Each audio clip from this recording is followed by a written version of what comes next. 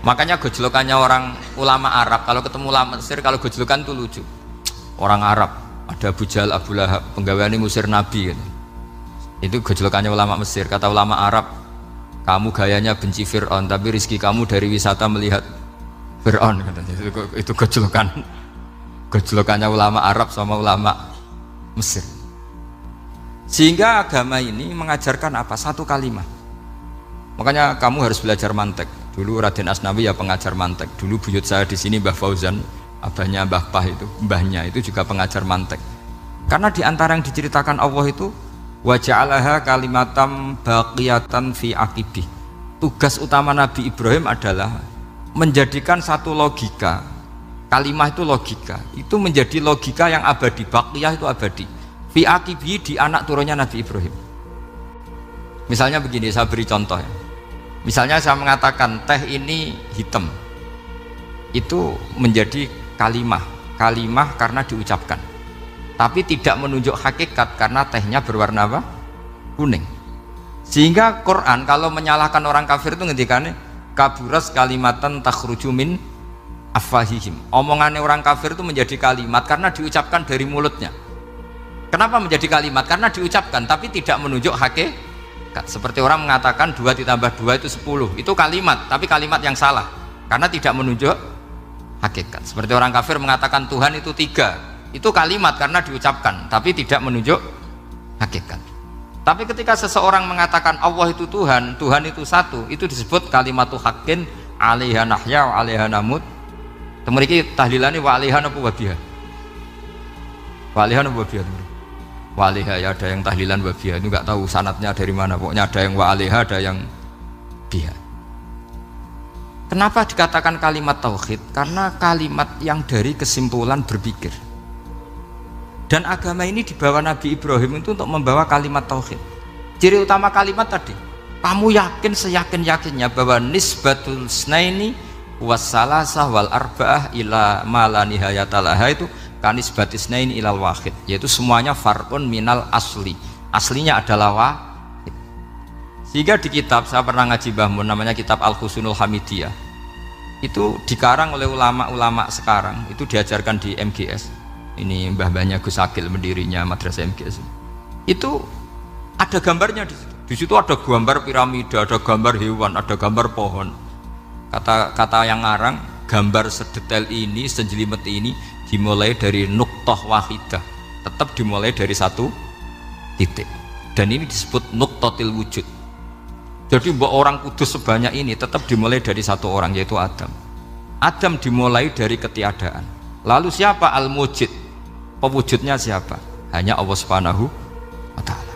Sehingga ulama-ulama termasuk Syekh Nawawi itu paling suka ngendikan semua makna Quran dikumpulkan di Fatihah, Fatihah dikumpulkan di Bismillah, Bismillah dikumpulkan di ba, karena di ba itu ada titik nukdotil wujud, yaitu disingkat bi kana makana wa bi yakunu ma yakun. Karena saya, kata Allah, semuanya akan ada, dan karena saya yang enggak ada, semuanya suatu saat ada. Disebut nukdotil wujud. Nah, kita meyakini kalau Allah satu itu seyakin-yakinnya, karena enggak mungkin angka enggak dimulai dari angka satu. Begitu juga gambar seapapun julumete. Misalnya sampean gambar zaman saya kecil, gambar paling favorit itu apa? Kambing bertarung. Itu gambarnya kan susah, daripada gambar kambing bertarung susah terus dibikin kotak saja, tembok. Kalau tanya gurunya, gambarnya mana? Di belakang tembok, Bu. Ini itu dulu saya diwarai anak-anak nakal ya. Jadi semua satu gambar itu disuruh gambar harimau, yang satu disuruh gambar kambing bentrok, yang satu disuruh gambar matahari, semuanya kotak semua. Ini itu, Bu, gambarnya di belakang apa? Tembok, maka nggak kelihatan katanya. Jadi gurunya kalah cerdas. Yang guru itu sebenarnya nggak pernah menang, karena murid itu lebih pinter. Itu teman saya dulu kalau ngaji itu, kalau tes itu ngerpek baca, gurunya marah, kamu tes kok baca? Enggak ngerpek, Bu, ini belajar di kelas. Katanya belajar kapan saja di mana saja. Ajo. Jadi apa ya, orang itu kadang yang salah itu lebih masuk akal kadang-kadang itu. Saya teruskan ya supaya ini dapat barokahnya Raden Asnawi. Saya mohon sekali ya, kalimatul haqqin itu harus kamu jaga. Caranya jaga ya tadi. Kalau kamu tidak bisa ilmu mantek, misalnya al-alam mutaghayyir wa kullu mutaghayyir hadis la budda min muhdits, itu kenjelimetan. Pakai saja teori umum bahwa gambar apapun jelimetnya itu dimulai dari satu titik. Karena nggak bisa, nggak dimulai dari satu titik tidak bisa.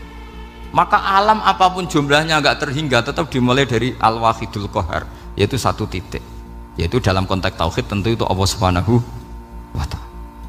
Sehingga Nabi Ibrahim itu orang paling sukses bikin waja'alaha kalimatam baqiyatan fi aqibi.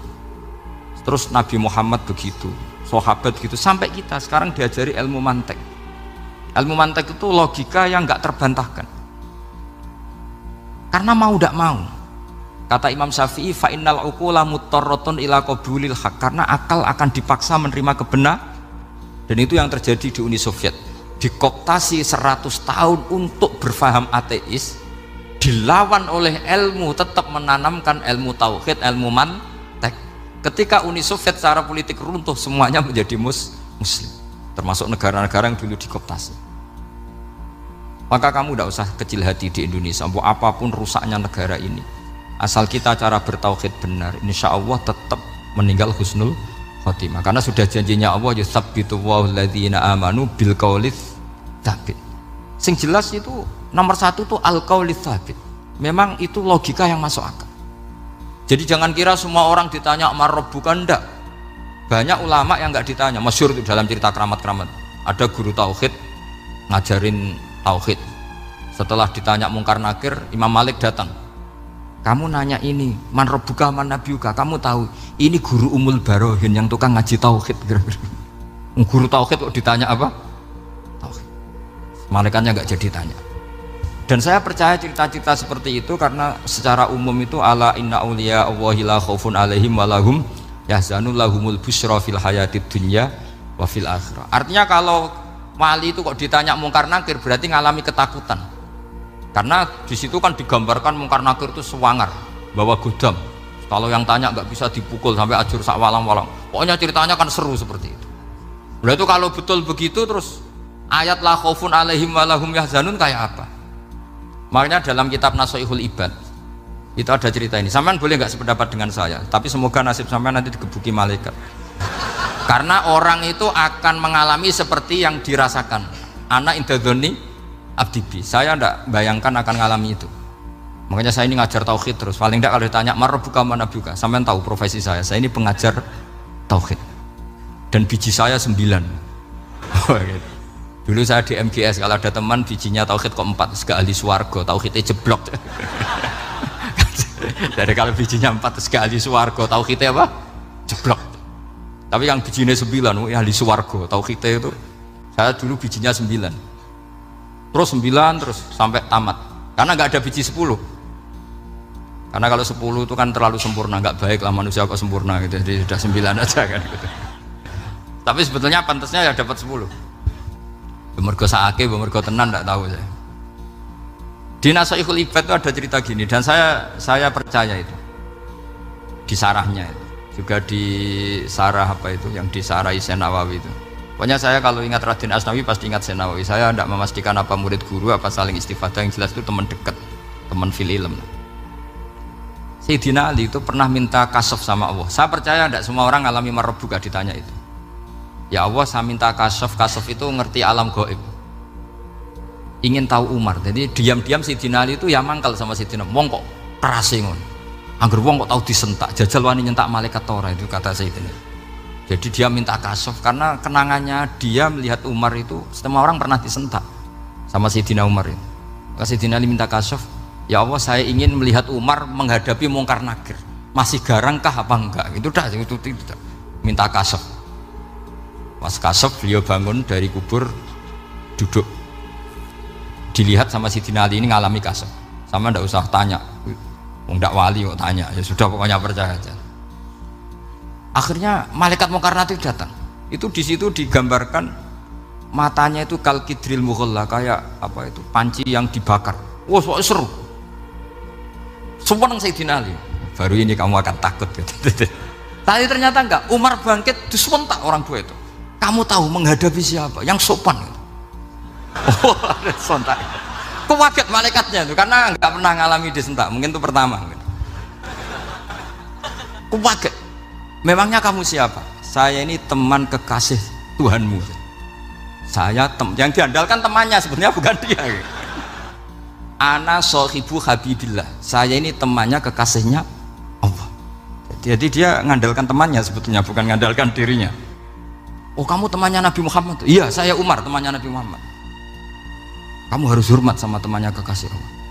Wah terus mulai itu. Akhirnya matur Allah. Ya Allah, apakah prosedur seperti ini bisa dinego? Terus sama Allah. Oh iya katanya. Kamu kalau menghadapi kekasih saya jangan seperti itu katanya. Semenjak itu beliau sopan santun, dua mungkar nakir gitu. Jadi ini berita gembira. Jadi sebetulnya itu enggak. Tapi kita ini kan nggak punya nyali nyentak mungkar nakir. Semoga dengan gelar kita doktor tafsir, doktor tauhid gitu. Atau paling nggak guru kutsiyah tauhid gitu. Atau siswa terbaik dalam materi tauhid. Itu harus kamu bawa status. Jadi sehingga nanti ini saya ranking 1 tauhid, masa masih ditanya marbuka waman nabiuka. Dan itu menurut saya sah. Sama nggak usah protes takbirin tiga, susah usah takbiran. Pokoknya takbirnya adalah wali-wali itu la khaufun alaihim walahum ya, mereka tidak akan mengalami ketakutan baik kehidupan dunia maupun kehidupan akhirat. Bahkan